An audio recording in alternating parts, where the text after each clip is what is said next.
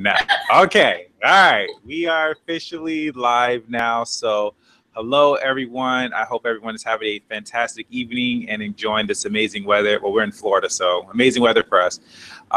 So this is the Why Did I Incarnate podcast, and we're doing an interview with Deborah. My name is Thaddeus Sims, and this is Darius, as you already know. I see you every week, so you should know my name by now.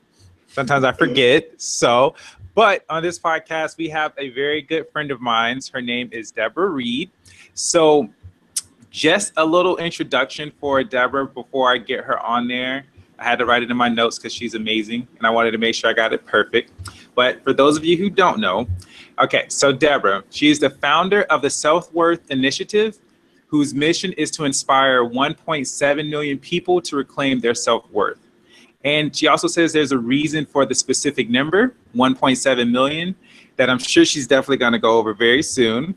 And also on a personal note, Deborah and her husband, they packed 4 suitcases in their car and started out on an adventure to travel the country.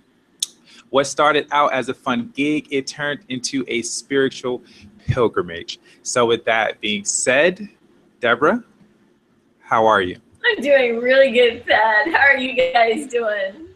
Very good. Fantastic. Fantastic.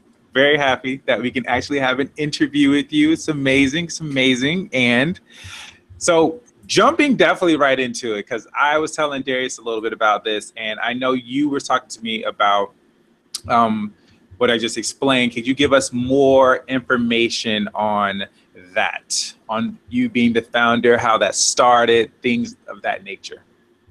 Absolutely. So I think that the reason I started this SelfWorth Initiative is because there was a time in my life where I lost my self-worth. So let me share this little story with you. I have been director of development for Citibank, very, very corporate, done tons of entertainment. And I'd go into work and I'd have my suit, my high heels, but I never smiled because I had to really, really play the corporate game. So many things happened that I actually imploded health-wise, and I got violently sick. When I got violently sick, I was totally misunderstood. I went to doctor after doctor. They said that I had Lou Gehrig's disease. They said that I had cancer. They said that it might be all in my head. And for, I would say, 3 years, I was stuck in bed, not knowing what was happening. Wow. Wow. During, I was highly successful to losing myself, to not knowing how to define myself anymore. And it was then that I heard about a penny, a 1943 pure copper penny. And if you had that penny, it could be worth $250,000 to $1 million. Now, I know this is kind of strange, but when you're sitting in bed for a long time, all of a sudden that becomes like, whoa, okay? Like something on the ground that people away and they don't even. So I got motivated. And part of my background, I was also producing and making a lot of musicals and shows. And I decided to create a show called The Luckiest Penny for Children, and take it out there to remind them how much work they had, because I know how it feels. I know how it feels to be on the other side of that, and I don't want anybody to suffer. Anyways, as things got better, they found out what was wrong with me. I had an operation. I was on the verge, you know, or the cusp between life and death once they figured it out. And I decided to come back stronger than ever, but interestingly enough, not with the same self-worth that I had. So it was almost like before, it was all predicated on what I did, how I dressed, who I was. And now I had to rebuild everything from the inside. And kind of, who am I? Right. What do I want to do? How do I want to make a difference? Wow. That's powerful right there. So in that process, like, what was the first thing that you did? Like you said you had to do it. So what was the first thing that you decided to build up, if that makes sense? Actually, and if I'm really honest, I would say it built me up.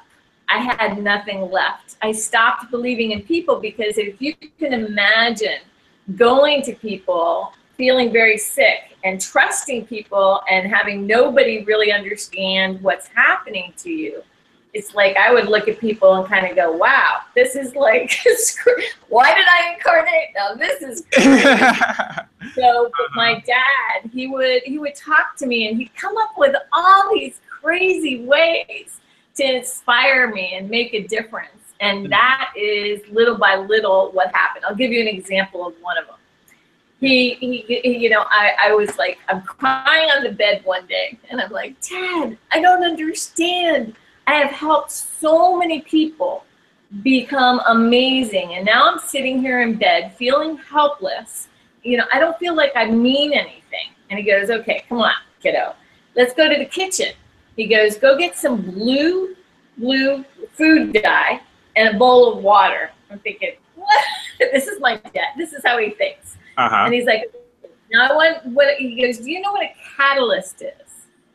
And I go, well, kinda. I think a catalyst changes things. He goes, well, let's just take a look.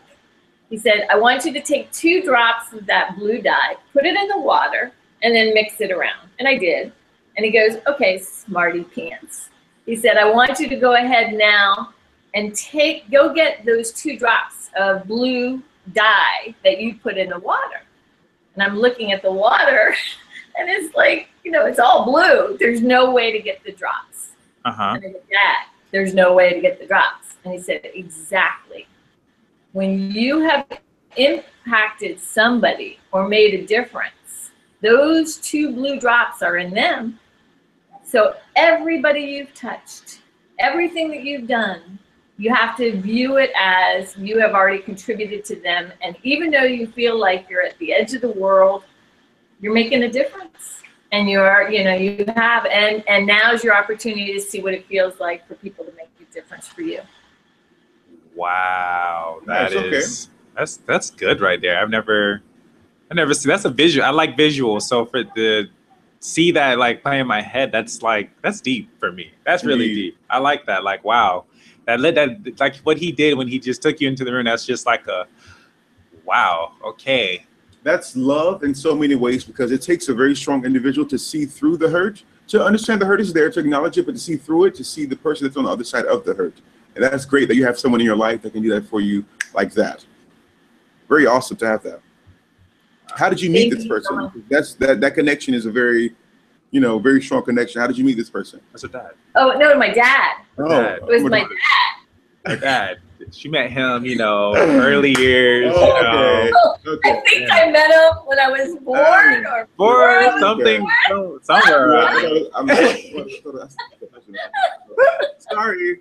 He was so into the story. I thought I said Dan or Dave or whatever. No, it was my dad. And he did this kind of stuff. I actually started to write a book, because when I do remember this one thing where I came to him one time and I was like, you know, I'm done with life. And he goes, you know, you were born, I know this is going to sound really strange, but he goes, you were born as an angel, and you're here to make a difference. And and he said that his mother told him that in a dream. Now, my dad is not spiritual at all. He's kind of quirky, and he's cerebral, and he's, you know, very, very smart. So when he told me that, it was like, wow, I better hang out and try to make that difference. Wow. Nice. Okay. Wow. That is awesome.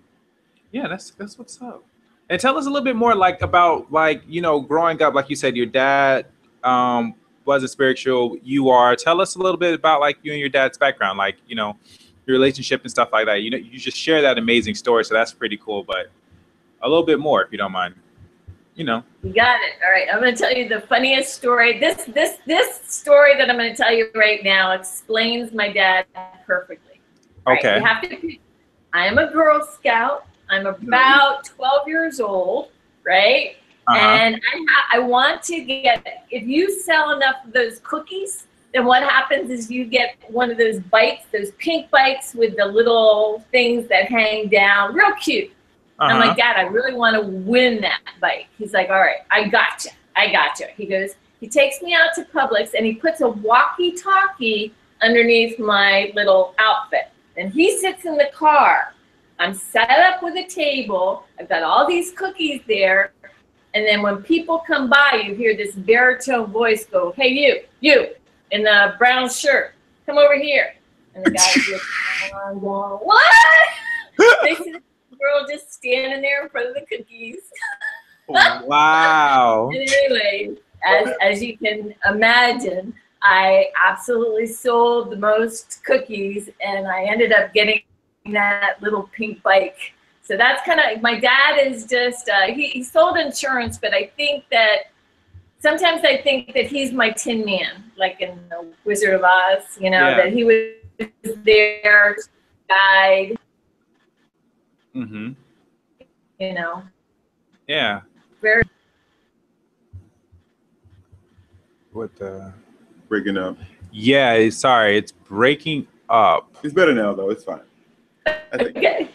Okay, so your dad wasn't intuitive. He's acts as your Tin Man. How do you feel that he provided a foundation for your intuition, really? Because your dad, even though he isn't intuitive, you are intuitive yourself. So what did his lack of interest in intuitive nature, kind of, how did that propel you into this spiritual realm that you kind of exist in? I just lost your sound for a second. Okay. Oh, now you're back. You're back. Okay. Okay. So great question.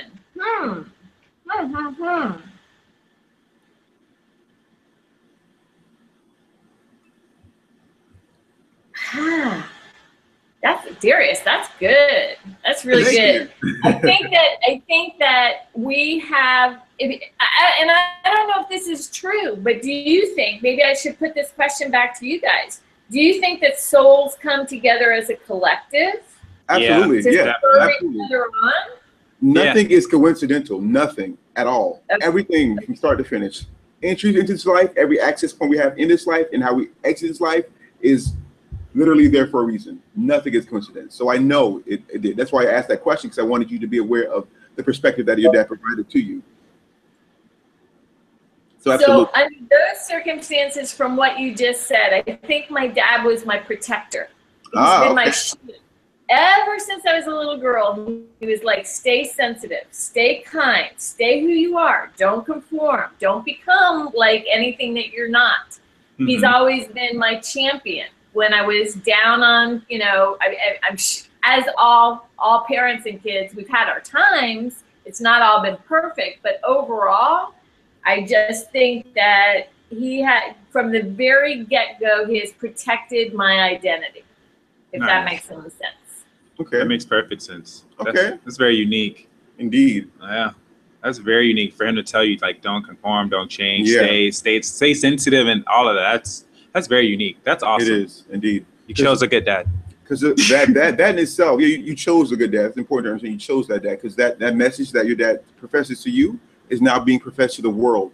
You know, and I think a lot of people are conforming and they aren't as authentic as they should be, because people feel that emotions are negative. I sometimes struggle with this. I have very deep emotions that sometimes I want to just throw away, but I should be aware of them and be at peace with them, because understanding my emotions allows myself to understand others' emotions and allows me to be able to connect with others on a more deeper level that allows me to then allow them to open up and to get rid of this black cloud that sometimes resides over our emotions. Because emotions are okay. You know, emotions are great. They're always good. Even when they don't feel good, they are always good, because they're always propelling us for that, you know, that journey where we came here to experience. They're always pushing us in the right direction. So for you to have your emotions, that is awesome. And what in your life, this is my question, what in your life have you found your emotions to help you out with the most?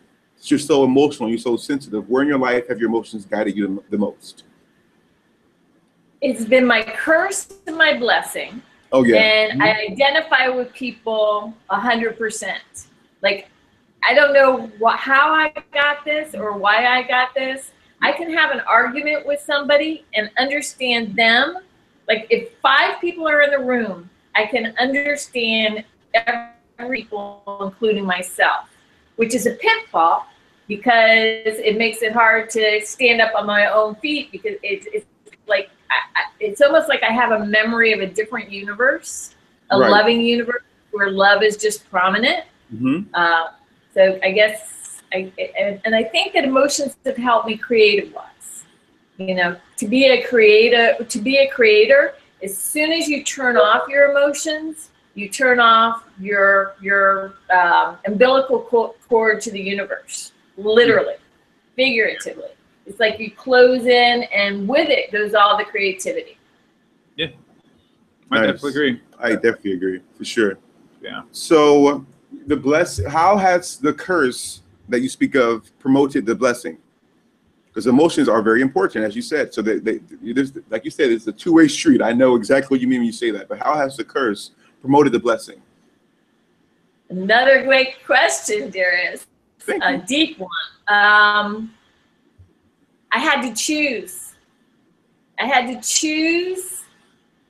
But there was a time, because I feel great emotions. When I felt abandoned, rejected, misunderstood, all of the quote unquote negative things, I wanted to implode. The emotions kept me down. The curse brought me down. And then I had to choose whether that's what I wanted to manifest in my life. Journey that I wanted. Very difficult. Going down south to kind of go, no. I'm going to go back to what my dad told me, that I want to share with people, that really, really comes from the heart. I want to step out. I'm going to evolve. And he says, screw everybody, bye. And no, I'm in for the game. I want to touch the next person who's hurting. Okay, name one major hurt that truly kind of gave you that confidence to be aware of the hurt is okay, because you now understand it very deeply. You now get that was a part of the process. But looking back, having that retrospective view now, what one hurt really shifted your focus, gave you that confidence? I don't think there was one. Okay. I think there was a lot, but the one that comes to mind, I think the one that comes to mind the most is being misunderstood. When I was really, really sick, like, I don't know if you can imagine, or anybody could imagine for that point, what it would feel like to have something very, very physically wrong and go to your family, go to your husband, go to your kids and say, I'm dying. And then go to a doctor and have the doctor say, yeah, you could be dying, but every single doctor says something different. So if you have everybody saying, yeah, it's cancer or whatever, you go and you fight it. Right. When you have doctors, or forget about doctors, let me put it just into the universe. When you have somebody who is a thought leader, or somebody you're supposed to be able to trust, and everybody's looking to that person rather than you. In other words, instead of believing me, they're looking to the doctor to say, oh yeah, this is what Deborah has, or this is what Deborah doesn't have. And I think that the most hurtful thing in the whole world was when every person I knew in the whole universe turned their back on me because the doctors were saying too many things and they didn't know what to believe. It was almost like I lost confidence in myself because I was looking through their eyes. And their eyes were of confusion. And it was like, whoa, what is going on? So I had nobody except for me and spirit. That was it. That's a very important idea for people to understand, that your perspective is the only one that truly matters, because you are creating all we experience. If you are looking through the eyes of someone else for your own life, you will not find guidance. You will find their perspective of you, which is incorrect, because they don't know you. You know you, and you feel you. So it's important for you to feel you and act accordingly to those feelings, but you have to honor those feelings to do so. Very important. Would you say so, Thaddeus? Yeah. Very true. So, okay, so since I'm like naming exact moments of emotional negativity, let's go to the opposite and discuss the positive moments. Name one moment that you felt like, yes, this is what I'm supposed to be doing. Name one moment you felt invigorated to really give your emotions to the world.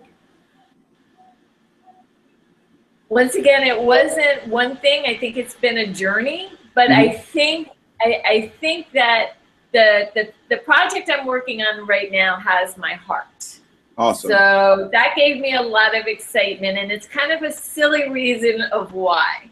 So let me give you, let me try to make it as compact as I can and as understandable as I can. I'm working on a children's book, and it's about a porcupine in the fashion industry. And in the fashion industry, porcupines are looked at as quills, you know, like as pins to pin up fashions. And this particular porcupine is very innocent and happy and wants to make things happen. And she gives away her quills to a diva who kind of takes advantage of her. And she keeps on giving them away, and things go wrong, and she keeps on giving them away until she only has one quill left. And it's what she's able to do with that one last quill that makes the story so important. So why does that bring me so much joy, and why am I so excited, and why do I feel like that will take my emotions to the next level? It's because in truth, it's my story, and I think it's everybody's story. I think that so many people have given away their quills, their strength, their power to somebody, like you said just now, Darius, that they think is that they need to oppress. And they give away themselves so much that there's nothing left.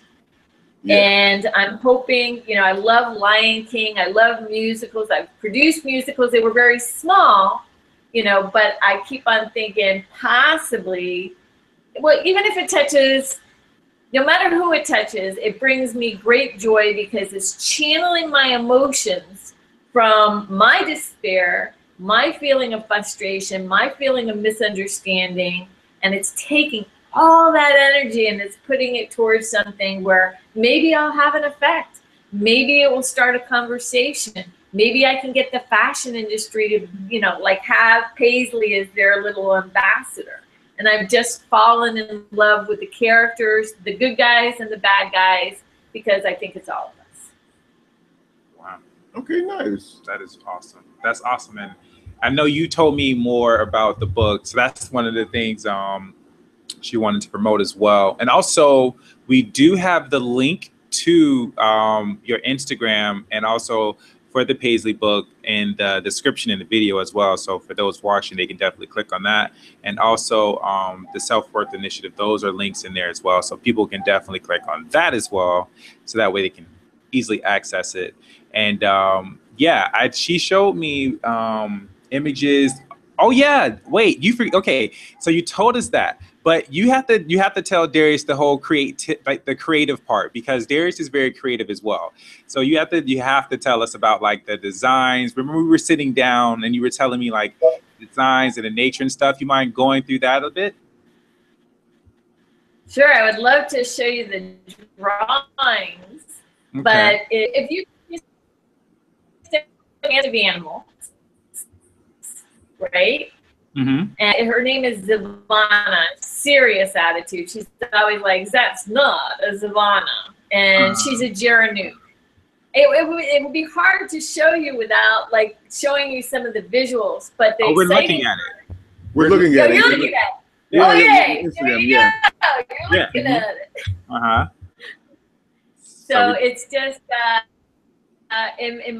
it's really interesting because in my past, I worked on a $26 million pavilion with Disney and Universal consultants. I mean, like I always did the big thing, big. And now I feel like I've reduced myself to the smallest component in the world and feeling like it's big because it's like coming straight from my heart, if that makes any sense. And so maybe I was talking to Thad saying, "Thad, man, how do I get this big vision that's in my head?" You know, because it's not just a book. It's not. It's all about quill power and making a difference. So physically, you know, like I'm not the person I was, you know, emotionally, I'm not the person. It's almost like I need the world to rush in to help this vision. And I'm starting with this small book. Yeah. Okay. But it's big to me. And I see the physical and I see the, you know, see this stuff happen. Oh yeah. It's definitely gonna be a big thing. It's definitely gonna be a big thing. Thank you, guys. Of course. You created this character Savannah, who you say is very fierce. Now I'm looking at her. She's definitely model-esque. Long legs, long neck, very statuesque. You know, tall, sassy in her posture. As creators, we are creating extensions of ourselves. How does Savannah connect to Deborah? What is the connection between you two? She is that person in the storyline. She's always taking advantage of Paisley. And so the part that I love about Savannah is she's naughty. And so it's like, all right, Deborah, let's get some naughty in you. You know, from my standpoint, but she also represents everybody who's ever taken my ideas, taken advantage, not been like, okay. She's just in creativity.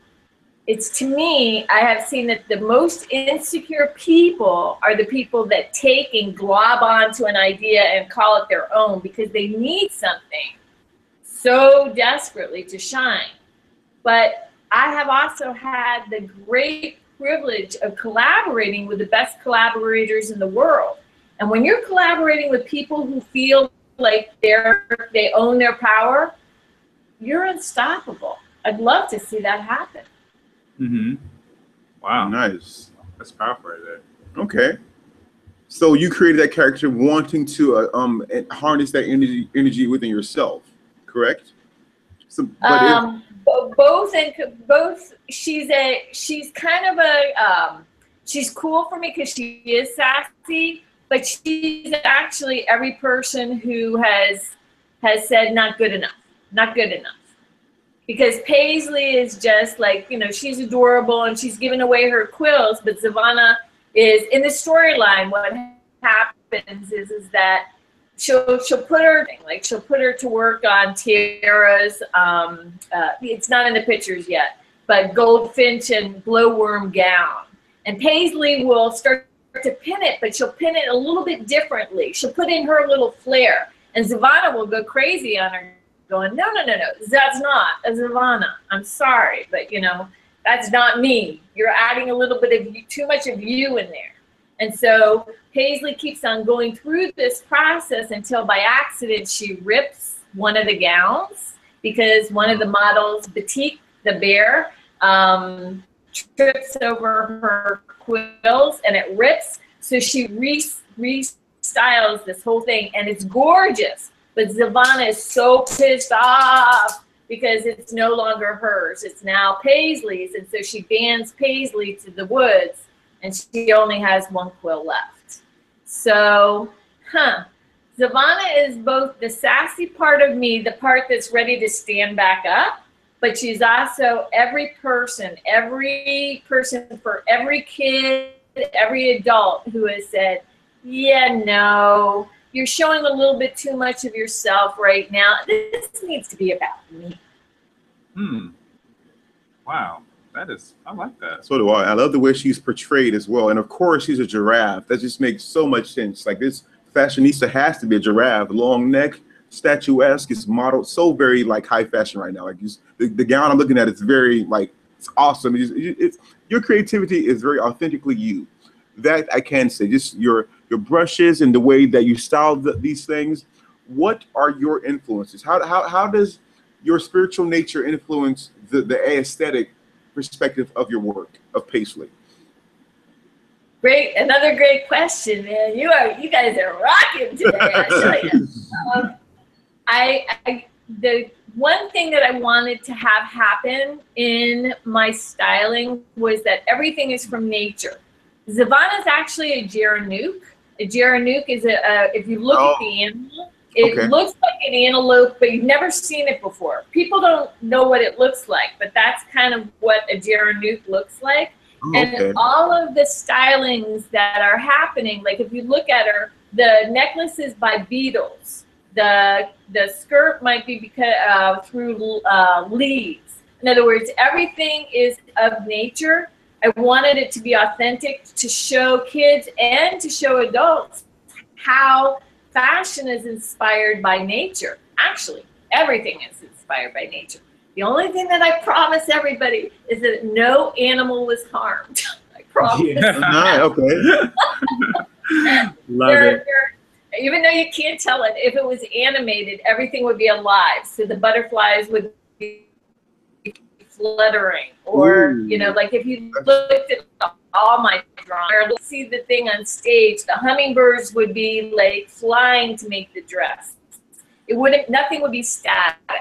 I can't create that in a children's book, but that's what's in my imagination. Wonderful. The way that inspires me is sort of like you'd walk in and you'd be like, just like you do with Lion King. I don't know if you've seen the musical, but it's mind-boggling how they use those hits and grass on their heads. You know, it's very, very aesthetically. I think you would be, it would be like just Soleil's life. Okay. Awesome.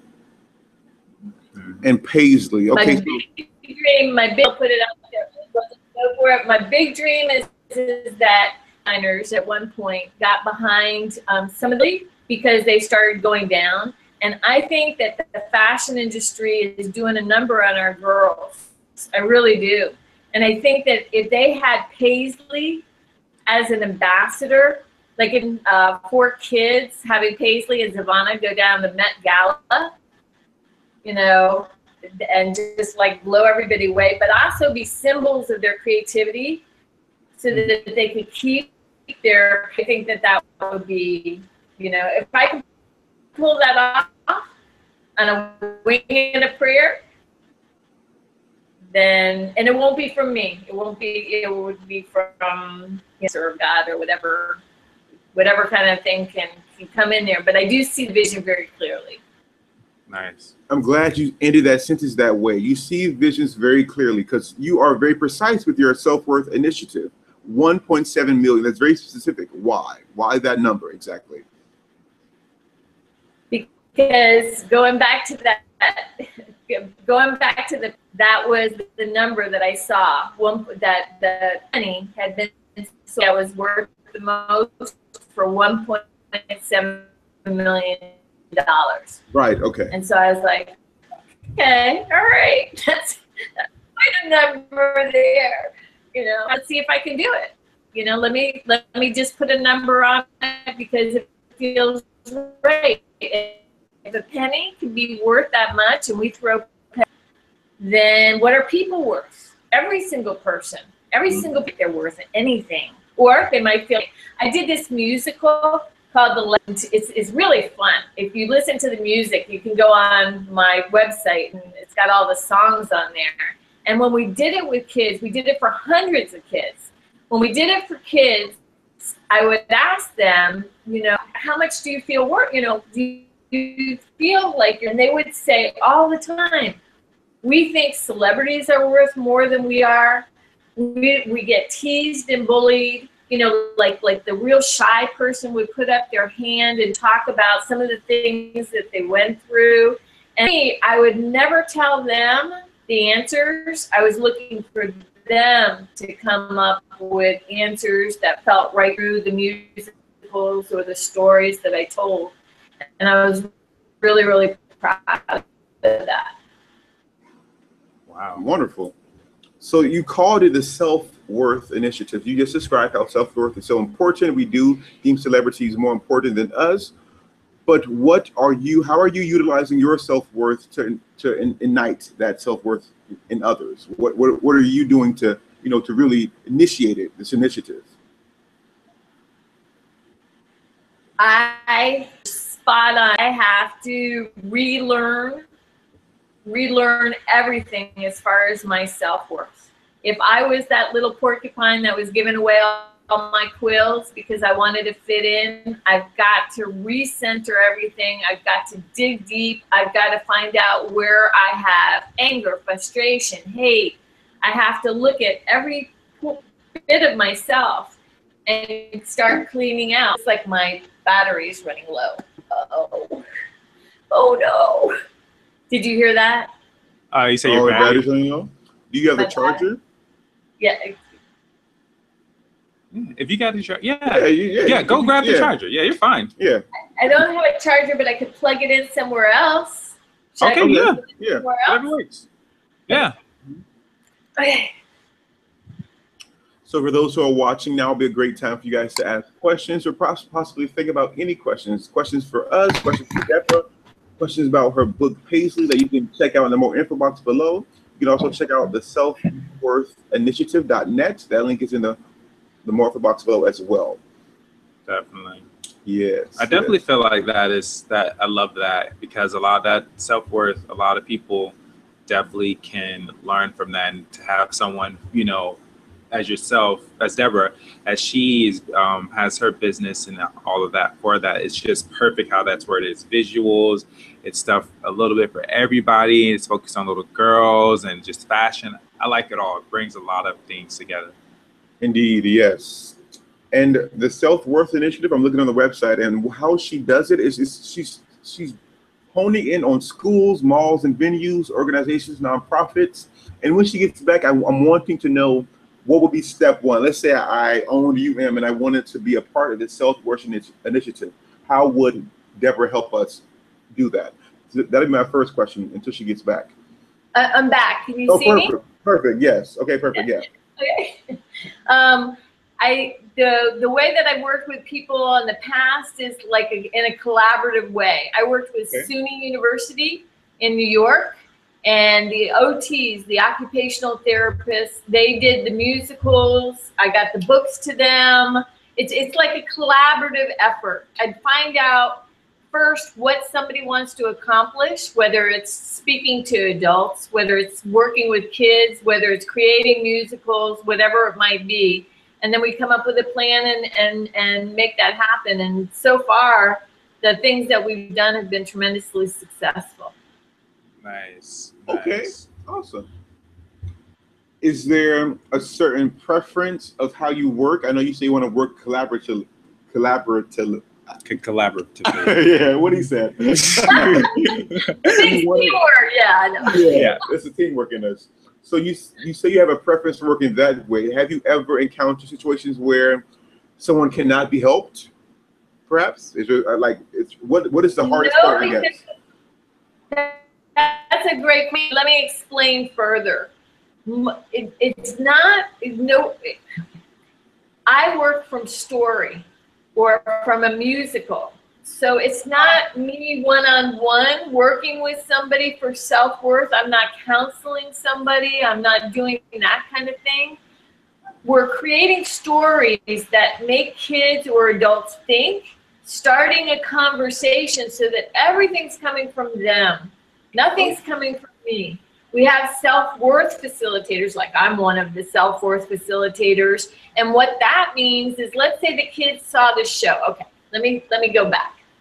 With The Luckiest Penny, the story is about the musical that I created from when I was really sick before. The story is about two 1943 pennies that are going to be sold, and they want to know why they're worth so much money. Or, you know, like, or how much they're worth. So Alistair is, if you know anything about coin collecting, if you have a shiny, perfect penny, it's usually worth a lot more money than what you would call a tarnished penny. There's not even a question. So in this story or musical, Alistair is a perfect 1943 uncirculated penny that's inside a plastic case. And he feels very, very superior, and he sings about it too. Henry is a penny who's been in the garbage can. He's been somebody's lucky penny. He's been in the washing machine. He's been on the streets. I mean, he's been a lot of places. So they're both going to find out how much they're worth and why. And the songs take us through the stories. And then at the end, I mean, I guess I'm ruining it, but I might as well so that you understand. Alistair gets sold for the $1.7 million, or how I explain it in the musical is more than a car, more than a house, you know, for kids to understand. But he has to go into a silver box and stay there for the rest of his life. Ooh. The other penny, Henry, who's been, you know, in the garbage can, all these other things that have happened to him, he gets sold to a grandfather. The grandfather takes him to his grandson, and the grandson gets so excited. He's like, oh my gosh, this must be worth $1 million. And the grandfather says, well, why are you saying that? And the little boy says, because it's a 1943 penny and you bought it for me, and that was the same date that you were born. Oh. So then I open it up to the kids or whoever, the teachers, and I say to them, I don't answer, who? And then the discussion gets really animated because some kids go, Alistair, he's worth so much. You know, he got to be sold for all that money. And then we ask the question, okay, that's a great answer. Now, if you had to stay in your room for the rest of your life, but you had all the toys and everything you wanted to eat, would you be happy? And then another kid will raise their hand and they'll be like, no, Henry's like God to a little boy who loves them. It's more about them digging deep about what's in them rather than people talking at them. Mm-hmm. Because, you know, I was lucky enough to have my dad who loved me, but nobody needs another person telling another person why they should believe in themselves if they don't. It's got to be their own self-discovery. Lately, I haven't really been working this SelfWorth Initiative as much as I'd like to because I'm full 40, but Paisley kind of like I'm hoping will become my opus. Mm-hmm. You know, and all those musicals that I've done in the past that were smaller, then this one will be of the magnitude that I've always dreamed of. And not so much for me, but just so that it would still start the conversation about, you know, because don't you think, you guys, don't you think that sometimes when you see a story, that can have more impact on you than somebody telling you what to believe? Of course, absolutely. Because you connect with the story as opposed to not connecting with someone's like attention. They're trying to like shift something that you already exist as, but a book is already a part of you in a way.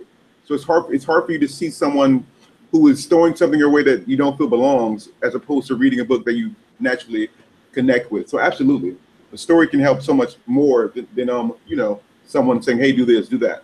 So you know, story is universal. Sure. Tells, because a lot of times what we do is we see the famous people, the celebrities, and we only see them as celebrities. We don't see the work that they did to put into to get to that state. People see Beyonce, they think, oh, she woke up like that. No, she hustled her entire life to get to that point of being. And stories provide us with a great background. They provide us with the outcome, you know, the work that happened in the beginning. And we can truly relate to that because majority of the people who are living right now, who are looking at celebrities and going, wow, they're cool, are the ones who are still in the outcome, the background work, but they haven't got to the true success. Have you gotten to your true success, Deborah? You know what? For the first time in my life, I think I have. I mean, I want to ask you guys why you think I incarnated before I get off. But for me, this is the first time that I can like live in my skin and not feel like I actually have to achieve anything. It's kind of interesting. I'm so happy doing the illustrations. I'm so happy with the process. I'm so happy that so many of the people in my family or friends that I felt like fell away, they've like come closer. The relationship, it's almost like everybody left until I had nothing. And then when I built myself, it's almost like they came back stronger with so much more love. So I feel successful.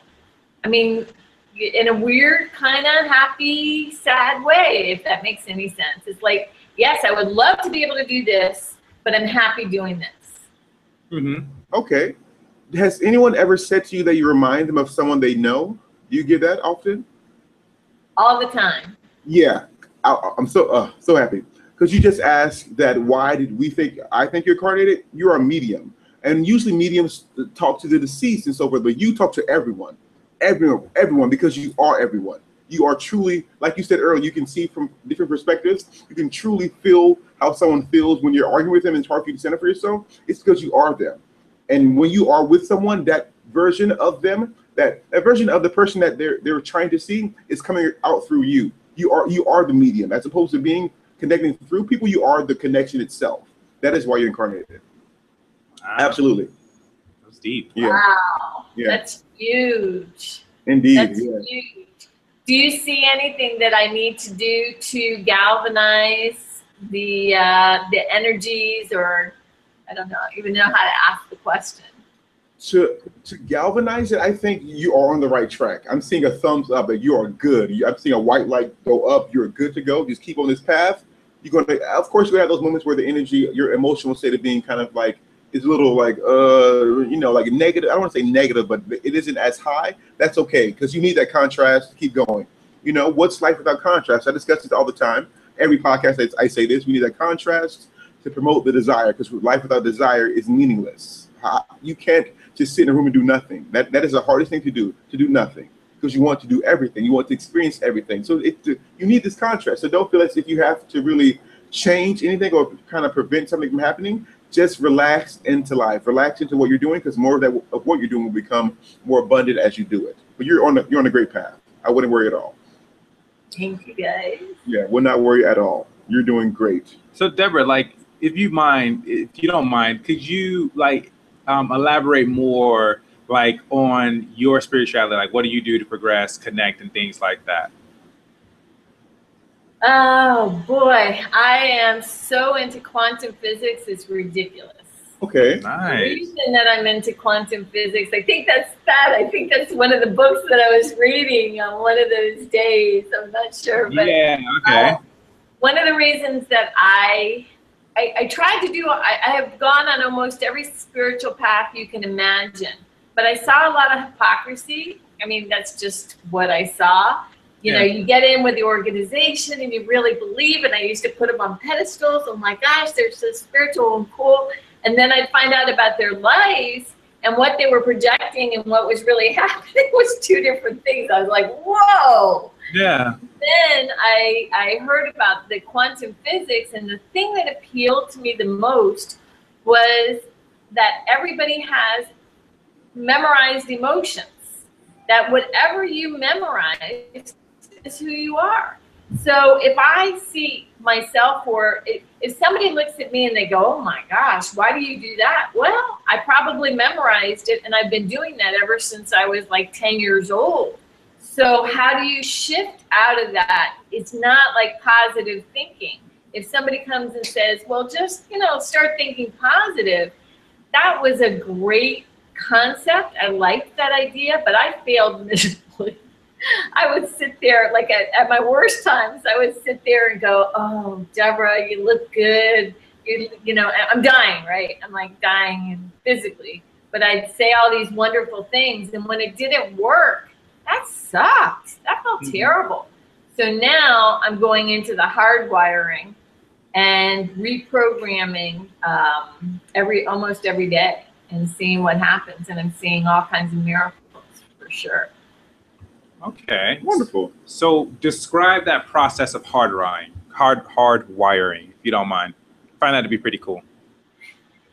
Okay, let me see if I can come up with a good example.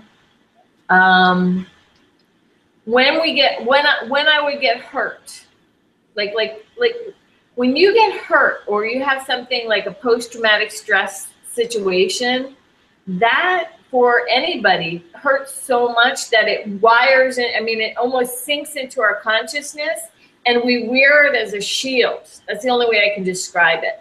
In other words, I've been hurt, so everybody out there can hurt me. So I'm going to wear this shield now so nobody can hurt me. So then you walk around and guess what happens? People look at the shield and they go, oh, bam, you know, because you haven't done anything. There's nothing that's really changed. All you've done is put up a shield. That's what I would call like hardwiring. And when you hardwire, when something is hardwired, it's like that you put the emotions deeper inside you so that nobody can find it, including yourself, because you feel so ashamed. Mm-hmm. And then it gets stuck. And for some reason, well, I shouldn't say for some reason, it's almost as if the universe sends tons of people your way to churn it up, in love for you. Mm-hmm. But what it feels like is an attack. Because it's sort of like if I'm feeling vulnerable in a certain area, right? And I've memorized that. If they're bringing that up for me and somebody says, Deborah, you're too sensitive. And I go, oh my God, see, I just try to love people. People say I'm too sensitive, blah, blah, blah, whatever it might be, whatever hurts. And it keeps on churning up, and then you put it down and you put it down and you put it down farther. That's what I consider hardwiring. What I consider unhardwiring, if you will, is going, oh, maybe all this stuff isn't to hurt me. Maybe it's for me to dig deep and go, oh, do I like this trait? Yeah, this serves me well, no matter what anybody says. Do I like this trait? No, you know, and learn something new. Yeah. Wow, that's perfect. Nice. Okay. So you said quantum physics. Quantum physics is very, very physical. I know it's like it is physical as hell. But I take quantum physics, the law of attraction. I think they're the same thing. I think quantum physics is literally the physical explanation of energy, essentially, which is the law of attraction. How do you live such a physical life while still being spiritually you?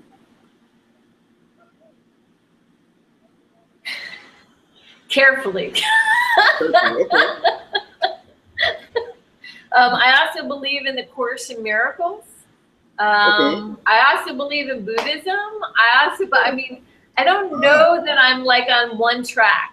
I agree with that. One track person. I think that I collect all the things that feel right. Going back to the trip that I took with my husband, it was like really funny because we go on this adventure. We take 4 suitcases and we put them in my car and we take off to have so much fun. And he's retired and we're finally going to get to see the world. Well, things didn't go as planned. I got really sick again. It's like, I don't know. I guess I don't know why this. I actually do know why that happened. But and this time when we went out there, we were forced to start going into prayer, getting to know. If I thought every time this happens, I have to dig deeper and deeper and deeper. So yeah, I'm kind of like all across the board kind of spiritual girl. Abraham Hicks, a little bit of this, a little bit of that. Okay, I love Abraham Hicks. That is my go-to person. People watch religious shows and they watch this. Abraham Hicks is that's my thing. I love Abraham Hicks. I feel that's like the most spiritual I can get. I don't think you can get deeper spiritually speaking than that. I've yet to come across something more deeper than like trance channeling. To me, that is the best thing ever. Mainly because the idea of it is so simple. It's essentially us existing as everything. We're connected to those who are in the physical realm and those who are not. And what Esther Hicks is doing is essentially allowing a different part of her, if you will, to come through into her. And it's kind of what I feel like you do naturally because you are everything. So how do you ever feel like you channel in ways? Like how do you channel?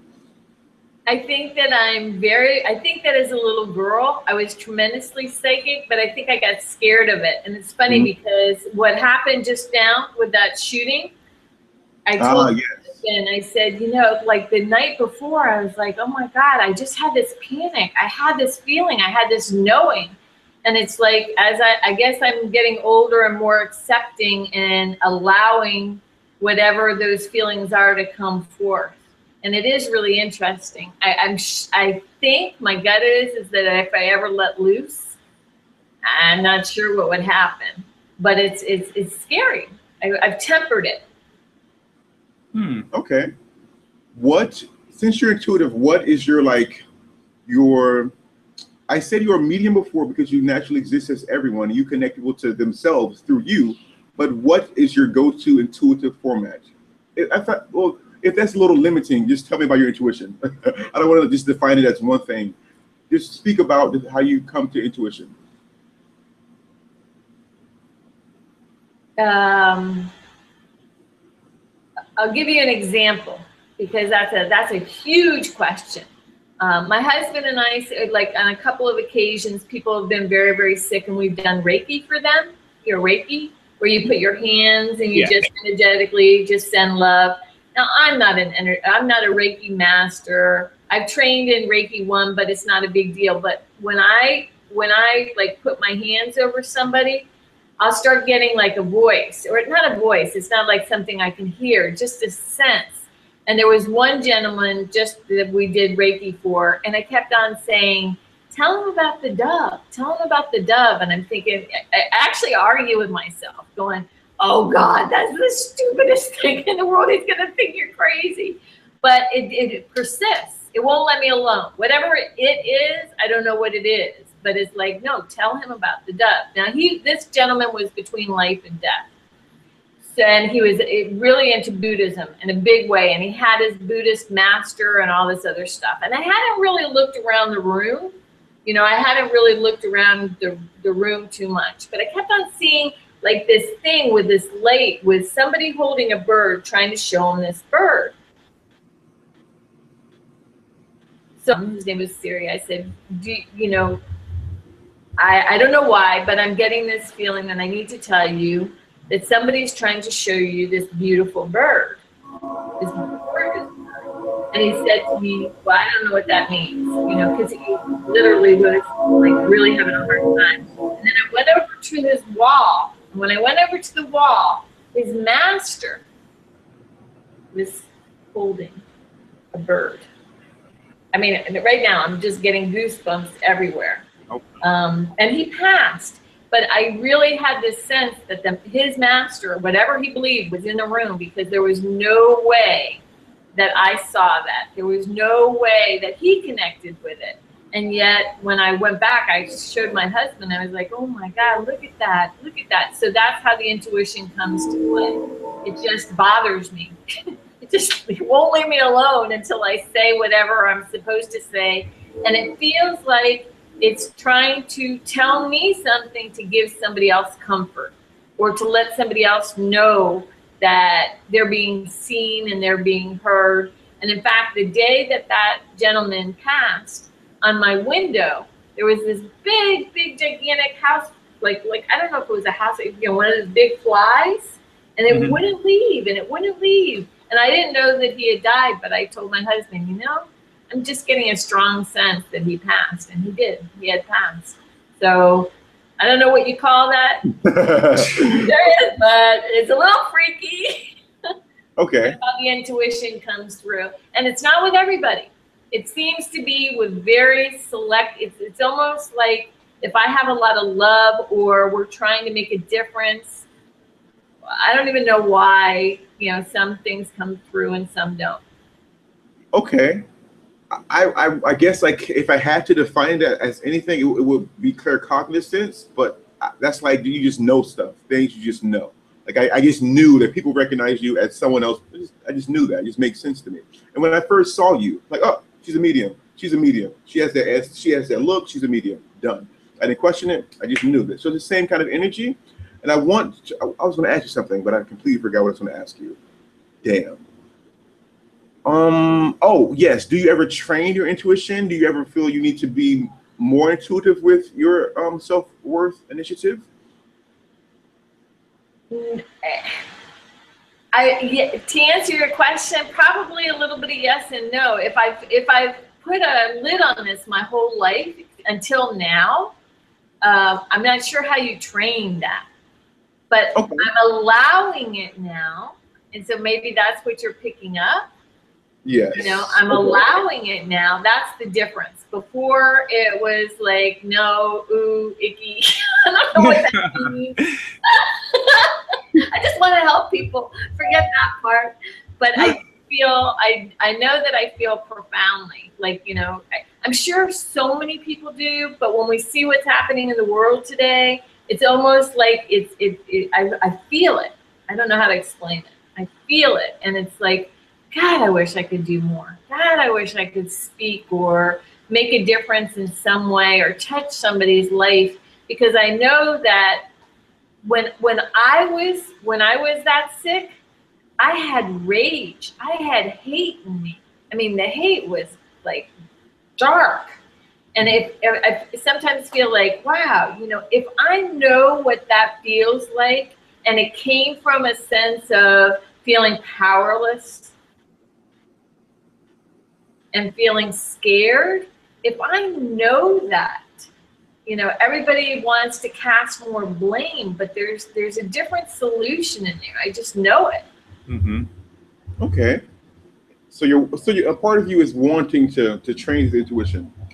And this is how I've trained mine. I tell this to everyone I come in contact with. This is literally a turning on and off switch to intuition. This is how I do my readings for my clients. This is how I've taught others to be intuitive. I say these 3 steps. Step 1, imagine your body. However you see your body, imagine. Like a daydream, like you go into a daydream state. Same thing, like daydream your body. Step 2, point at your chest in that body and like see a white sphere. It's like a pure white sphere in your heart, in your chest. And then go into that space. That's the last step. Go into that space, and that is literally turning on your intuition. And you will receive stuff. You can do it now if you want. It takes moments to do. It is literally that simple. So again, daydream your body. Imagine a white sphere in your chest space, and then go into that sphere. As you daydream, you're going into the sphere. Does that make sense? Like, just imagine like you're literally bringing that consciousness through that sphere, and you will receive things. You will connect to past lives, future lives, intuitives, whomever you deem. You can connect with a deeper part of you. You can connect with a deeper part of other people. It's endless, because what that is doing essentially, as you know, we are all love. We're all connected. We are all everything. While going into that space, that white space, you are essentially you're just like turning on that awareness of everything being you. So you have no choice but to receive from all different sources, even though they aren't physically attached to you, but they are energetically. And by doing that white sphere, you're turning on that energy space. That's energy space. So just go into that space and you receive anything. You can try that now if you want, try that later. Just a little tidbit. Thank you, Darius. I really, really appreciate that. You got it. I have to tell you something funny. And that is that when I first heard your first podcast, because Thad had, you know, been really excited about it, your voice, man, your voice. Thank you. Your voice is like, it's just like, I don't know, it goes through walls. Yeah, thank you. I appreciate that. I feel like that's my strongest suit, honestly, my throat chakra. That's what I came to do, to communicate, to spread the word, honestly. Yeah. He definitely is very good with his voice. Every time he says certain things, you just know. You just pay attention and listen. Yeah. He has that. He has that, right? He's got that. It's like, stop. Yep. Yep. That's him. That's him. Thank you. Mm-hmm. Appreciate that. Thank you. Very funny. Very funny.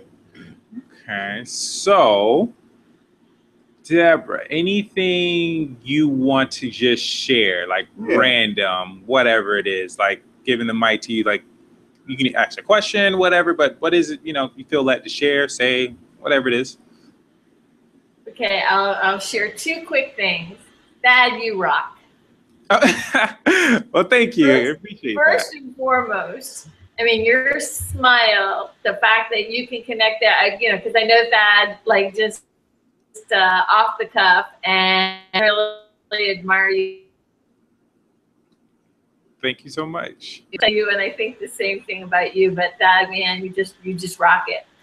The other thing that I guess I'd like to say is that I sent Darius, I'd love you to take a look at something that it's called People, and it's about what happens when the consonants in the word people throw the vowels out because they're just lowercase. And for some reason, I feel as though it's a very, very important story. And I listen to your voice and I think, I would love you to read that out loud with your baritone voice, because I think that there's, I don't know why, but I just think that there might be something in this story that would resonate with a lot of people. Okay, and what's it called again? Make sure I write this down. Oh, I got it. He can read it. He can read it now. It's a short story called People. Okay. Oh, he has it on his phone already. Yeah. Okay. Okay, so let me make sure I got it all. Okay, so you're gonna read this part, and then... no, not now. Not now. Okay. Just take it in and see if it's worthy of because here's the thing, it's a very complicated story in a way. You have to think about it. But if you had like an animation, or if you had like a voice, or if you had something where you could stop somebody. Maya Angelou, you know how when she would do a poem, it would be like, whoa, I'm listening. Yes. It's got some power to it, and I feel like now is the time. I'm really proud of that story, because I totally know for sure that I had nothing to do with it. It was 3 o'clock with Irma, and the hurricane was going on, and I had my phone, and it came out as one thought, and with no stops and no thinking. So I know that somehow or another it was an inspired story. So that's what I'd like to share. Wonderful. I will. He just texted to me. I will definitely look at it. Like I'm more than happy to do so. Just got it. Perfect. Yeah, I sent it to him just now. Yeah. Thank you. One of our subscribers just said, Shanita Love just said, I feel so much love is causing happy tears. That's awesome. Awesome. Thank you. I want to hug you, whoever you are. Yes. That's awesome. Thank you for sharing that. Awesome. This was fun. Yeah. Anything else you think we should say or discuss? I'm just feeling like just leaving it Open for whomever? Open, yeah. Any questions you have for us, Deborah? Intuitive or not, just advice maybe, or anything? Yeah, you and anybody, and also for the people who are watching, if they have questions. So yeah, just feel like it should be open now.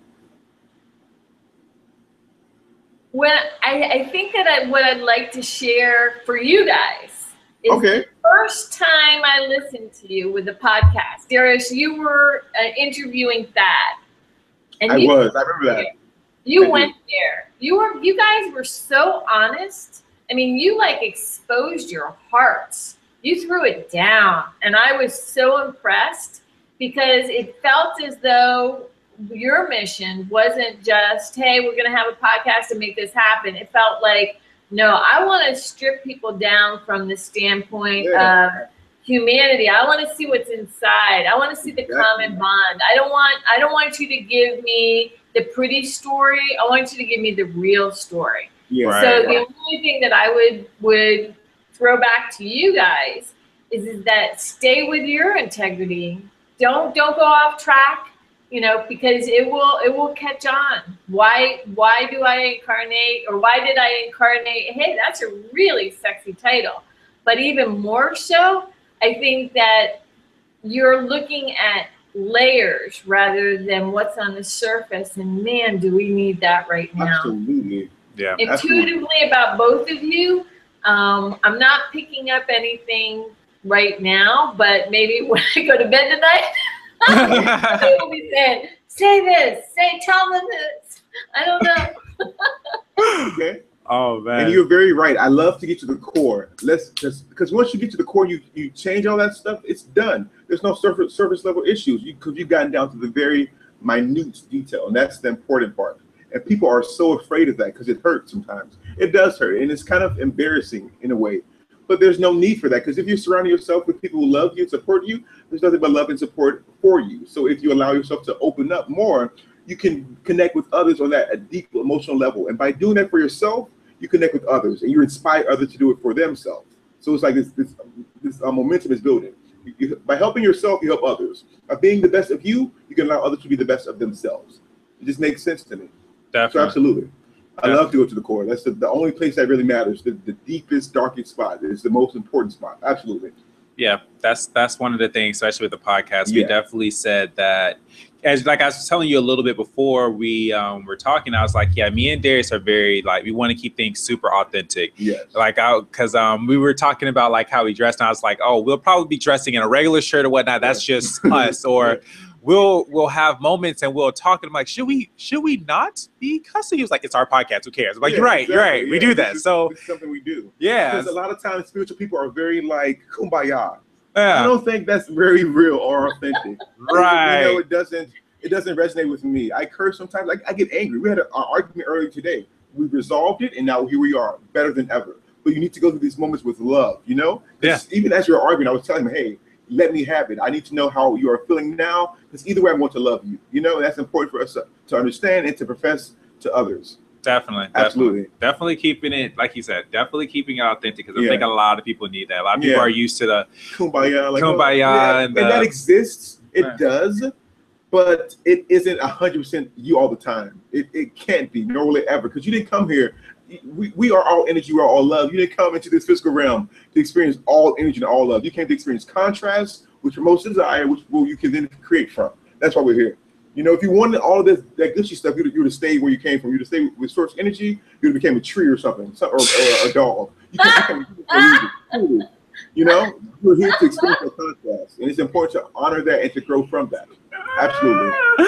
Maybe you guys should do like a comedy routine where you do the kumbaya, like for real, both of you, and then behind you show what's really happening in the world, like run the tape of what's really going on. I'd like to see that. Exactly. I like that. I could do that. I could so do that. I can see like a graphic for that. I'm relearning Photoshop. I used to do it way back when. I'm relearning Photoshop, Adobe Illustrator, so I can definitely see like a visual like graphic. You know, I can definitely see that happening. That'd be awesome. I'm gonna write that down. I know I'm gonna be watching the news one night. There's the two of you singing Kumbaya, and then behind is all the stuff going on. All the crazy stuff. Yeah, I like that. I really like. You got me excited because I don't know. I'll do certain things, or I'll talk with my friends and whatnot, and I'm being honest. I'm gonna be 100% honest and authentic. Every time we go somewhere, we notice that Darius is different. But every time we go somewhere, things happen, and we're just like, okay, and we like, okay, and we just continue as though this person did not fall, or this person didn't cuss this person out. That 18 really didn't flip over that one time. Yes, it's just like random stuff happens when certain energies are together, and for whatever reason, they think it's because of me. I don't necessarily agree. Okay, see, this is what I have to share, Deborah. When it's me, my brother and sister, you know, it's little stuff. Someone can fight, someone can argue, somebody can get, you know, dragged somewhere. You know, it's okay. That's normal. That's fine. That's tolerable to a degree. You know, you continue eating. But with Darius, we decided, let's go out to eat. So Darius comes along, and the next thing you know, we're eating. All you hear is a big boom, crazy, like some sound effects, bass behind it. Like, what the hell is going on? Literally. A concert or something? Yeah. And that's when you break into Kumbaya, right there. Yes, exactly. That's when we should do it. That's when we should do it, right then and there. I mean, everybody was okay. Right there. Everything's going on behind you. Literally. And it's just like, okay, so we're going to pretend that didn't happen. But everybody ran outside, so we're like, all right, I guess. Yeah, it was definitely like an event, for sure. I'm down for that. Absolutely. It would be fun. Thank you. This was fun. That's a Family Guy thing, because he watches Family Guy, and I always say, I love Family Guy. Yeah. Literally, like I think, like when you just said with that made me think of this moment where I was watching Family Guy with him, and it was, I don't know, they did some clip, and this old guy this homeless guy just went in and took the baby outside of the daycare and just left. And I'm so we're gonna pretend that this didn't happen. He's like, yeah. I'm like, okay. Family Guy it takes out everything. It takes all of this crap out of the way, and it makes you laugh about everything. Everything is laughter. Everything is to not be taken seriously. It is a perfect show. I meditate the Family Guy because I know how lighthearted it is, and I want my day to be just as lighthearted. You know, I work in a high volume restaurant, so I experience chaos as my job all the time. You know, but I want to experience the ease and the joy of life. And Family Guy is that and then some. Well, I'm okay. So therein lies my only like intuitive hit for you guys. is that keep it serious, keep it real, but also look at doing a comedy on this real stuff, because I'm guessing that you both have that thing. Yeah. That you have that thing. There's this one, I'll have to send you the link. There's this one guy who's actually a spiritual guy, but he does this comedy about being spiritual, and he's going all over the world as a speaker doing this, and it's a lot of fun. And I'm getting the sense from all the producing that I've done in the background, in my background, that you both not only have the real thing, the real deal, for real, but you also have the comedy, which can sometimes be just as much or more profound, because you get everybody like relaxed, and then you hit them hard and they don't even know what happened. Yeah. Nice. Okay. I love that. I've Definitely. always loved things like that. So do I. Very dramatic, kind of drastic shifts. Love it. Yes. Like I can just sit there and just like, oh, okay. It's like you just changed. I don't know. I love those moments where I'm like, I don't know how I should process my emotions to this right now. I'm a little confused, but I like it. It's making me laugh. But I don't know. That was good. That was deep. You need that. And it's just amazing to me. I'm just like, okay, I'll process this at some point. I love it. I don't know. Yeah, there are certain people who can definitely do that. I have my brother, he does what we put levels to this. We can say someone's, they're interesting, or second level, they're weird, or third, they're really weird. And then you have my brother, he does stuff where it's off the wall, weird, and you're confused intellectually and emotionally, like you don't have a response. And I get like that with him. And then he punishes me for it. I just don't understand, but it's just comedy to me. I just love it. So things like that is amazing. I'm down for that. Awesome. I can do that. Okay. We got to brainstorm on that. Indeed. It could be like, we can start off doing something. It doesn't need to be so big now. It could be like a comic strip, and because I'm really good with putting. Are you really? Oh my gosh, that's a great idea, you guys. Yeah. That's a great nice idea. start, like a comic strip, and because that way we can create it and not have to actually act it out. So there's no like real. I feel like with animation you can create endlessly. Physical, like if I drop my phone, Are you able to do that? I'm pretty shysty with learning. I'm a very quick learner. I'm very good with my hands, very dexterous. I have Photoshop experience. I have Illustrator experience. I can definitely work on it. It won't happen overnight, but with time, absolutely. No doubt in my mind. I'm not one to be like, oh, I can never do this. When can I do it? Is how I act. When can I be? I'll tell you what. Offline, after this thing, if you ever want to sit down and just brainstorm some ideas, I'd be happy to do that with you guys. Awesome. Okay. Wonderful. That'd be amazing. Totally down. Yes. Totally down for that. Absolutely. Yeah, okay. This is fun. Yeah. I think this is a good way to end it right here. This is a perfect little place for it to end. Okay. Yes. All right. Again, I want you guys to check out the More Info box for the, her Paisley book. That's also in the More Info box. You can check out the Lucky Penny program is what I was looking at. That's something I really enjoy. I enjoyed the story she told, but most importantly, the SelfWorth Initiative.net. That is also in the More Info box. Deborah Weed, you guys. Excellent intuitive, whether she knows it or not. Excellent medium. Connected to people in ways she has yet to understand. Awesome day. I'm glad we have had this interview. Excellent from start to finish. I agree. And also a very amazing friend who definitely helped me out when I needed it in a certain point in time. So got to put that in there. You're awesome. I definitely appreciate you, Deborah, and thank you for taking the time out of your schedule to interview with us. Absolutely. Got it, guys. Bye. Good night. Bye. Good night. Good night.